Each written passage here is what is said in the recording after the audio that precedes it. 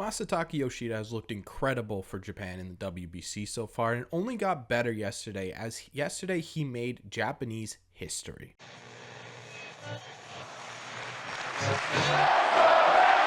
What is going on, everybody? Welcome back to Red Seat Radio. My name is Corbin, and we are another week down in spring training. There is less than 2 weeks to go until opening day, 13 days to be exact, until the Red Sox regular season kicks off.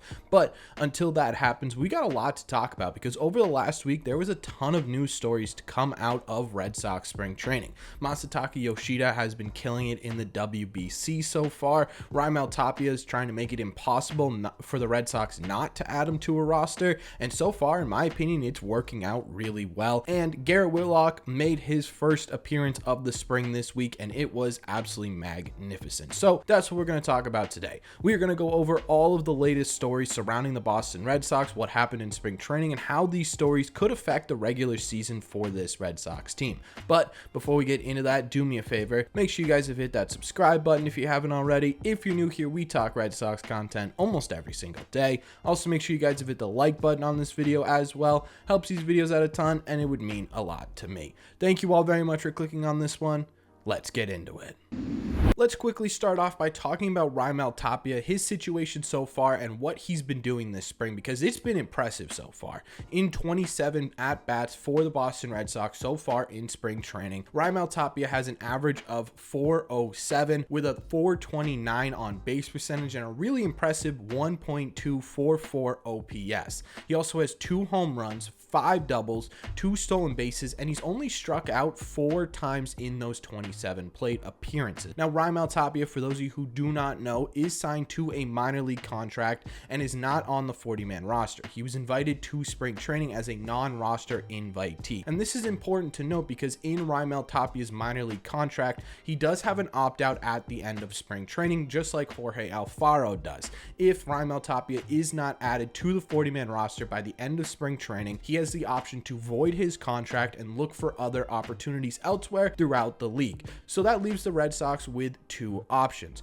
Do they say, yes, we're going to add you to the 40-man roster, we're going to make sure that you don't have the opportunity to opt out and look for other opportunities in Major League Baseball? Or do they say, no, we're going to take our chances, hope that you don't opt out, and make room for you on the 40-man roster if you're doing really well in AAA Worcester at some point this year? And in my opinion, it should be the first one. I think the Red Sox should add Rhiel Tapia to this roster. He is proving himself right now to this team that he can be really beneficial during the regular season. I honestly would even consider putting him in a bench spot on the opening day roster, because if you take a look at the outfield depth of this Red Sox team, you really only have Rob Refsnyder, who's going to get a lot of appearances, with Masataka Yoshida and Alex Verdugo both being lefties in that outfield. There's going to be a ton of possibilities for Rob Refsnyder to get some at-bats this year, but it would be nice to have a lefty option on the bench, especially a guy, if Rhiel Tapia can continue this, who is a guy who can get on base at a really high value off the bench, who's a guy who doesn't strike out a whole lot off the bench. And again, this hasn't been Rhiel Tapia's MO throughout his major league career, but one thing that the Red Sox really wanted to focus on with Rhiel Tapia is a better plate approach and better pitch recognition, which so far looks like it's paying off. If he can continue to do this throughout spring training, he could be really valuable off the bench. Not to mention, he does have some speed. He's not known as a base stealer, but he is pretty fast, and with the new base rules, with the pickoff limits and the bigger bases, he could be really valuable in late innings as a speed threat on the base pass. He's also a guy who can play center field. He could be a somewhat platoon for Adam Duvall and maybe try and limit Adam Duvall's injury probability, right? He could be really useful on this Red Sox roster. So to me, it makes no sense why the Red Sox would not add Rhiel Tapia at this point. Things could change, and he is signed to a very low contract, so it's not like it would be the end of the world if he does start the year on the 40-man roster and he doesn't end up doing all that well at the major league level to DFA him or let him go. It wouldn't be a huge hit on this Red Sox team. So in my opinion, it's a low risk, high reward type situation, and to me, that's an absolute no-brainer in terms of adding Rhiel Tapia to this 40-man roster. Let me know what you think about Tapia in the comment section down below.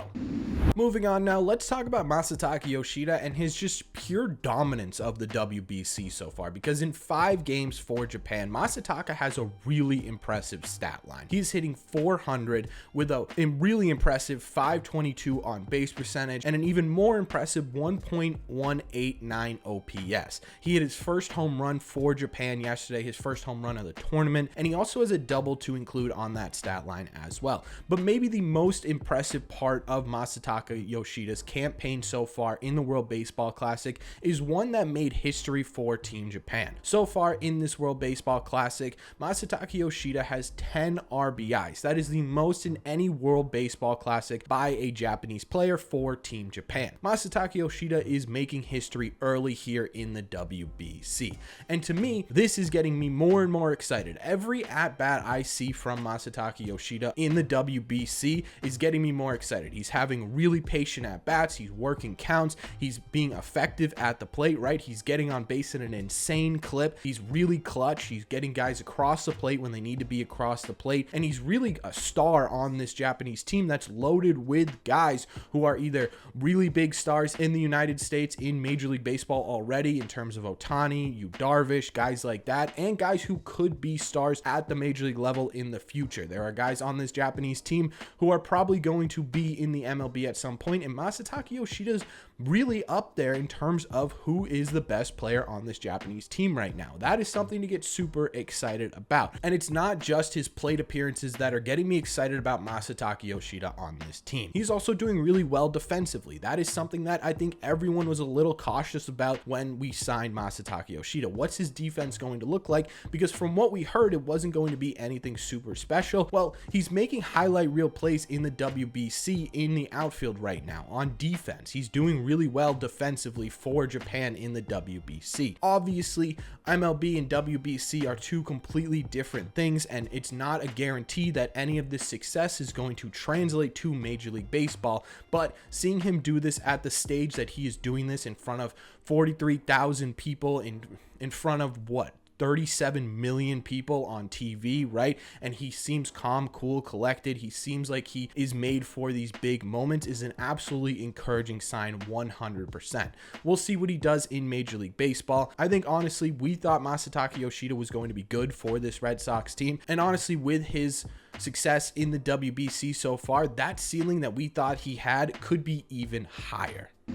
And finally, to wrap up today's video, Garrett Whitlock made his first spring training appearance of the 2023 campaign. He ended up pitching 2 innings. He only threw 16 pitches, but in those 2 innings, he did not allow a hit. He only walked 1 batter, and he struck out 3 guys. He looked really good on the mound. Now, obviously, for a first appearance, we don't really care what the outcome was. We were more so looking at how he was pitching. There was some loud contact within his pitches. There were guys who were hitting the ball really hard, just 2 people, but in my opinion, that doesn't matter all that much. What really matters is how he looked on the mound, and he looked really fluid on the mound. There was no awkwardness or stiffness in his delivery. There was nothing that indicated that, hey, maybe he's still dealing with something. He was throwing a lot of strikes, right? Only walking 1 batter in those 2 innings, and the movement on his pitches looked really good. His sinker and changeup, which obviously are going to look good. Those are his 2 main pitches. Those are the pitches that he's really made a name for himself with, but his slider as well looked a lot better than it has in the past, which is a really encouraging sign. Now, obviously, it is a really small sample size, and Garrett Whitlock is going to get more opportunities as we wind down spring training here. And one thing to look out for with Garrett Whitlock is to minimize that hard contact. As he gets more acclimated with being in game again, we're going to be looking for less hard contact, more strikeouts, and obviously not a ton of walks as well. So keep an eye out on that. As you guys all know from my video on his injury, it's more than likely that Garrett Whitlock is probably going to rejoin this Red Sox team during the regular season about a week in. But again, this is a big step forward for the Red Sox, for Garrett Whitlock, and for this pitching rotation specifically, because this pitching rotation is going to rely heavily on Garrett Whitlock being successful. And those are the biggest stories this week coming out of Red Sox spring training. Let me know in the comment section down below. 1, what do you think of Rhiel Tapia? Should the Red Sox add him to the 40-man roster? And if they do, should he be on this Red Sox opening day roster? Should he be with this Red Sox team, or would you start him in the minor leagues? What do you think of Masataka Yoshida? Are you impressed by his campaign so far in the WBC? Does it make you more encouraged about Yoshida? Is there anything that is making you less encouraged about Yoshida so far in the WBC? And finally, what did you think of Garrett Whitlock's first spring training appearance of the 2023 season? What do you think of Garrett Whitlock going into the 2023 season? Again, does this appearance and him slowly getting back to baseball activities make you more or less excited about this Red Sox rotation? Let me know all your thoughts on what happened over the last week for this Red Sox team in the comment section down below. As always, if you made it to the end of this video, do me a favor, make sure you guys have hit that subscribe button if you haven't already. If you're new here, we talk Red Sox content almost every single day. Also, make sure you guys have hit the like button on this video as well. Helps these videos out a ton, and it would mean a lot to me. Thank you all very much for clicking on this one, and I will see you in the red seats.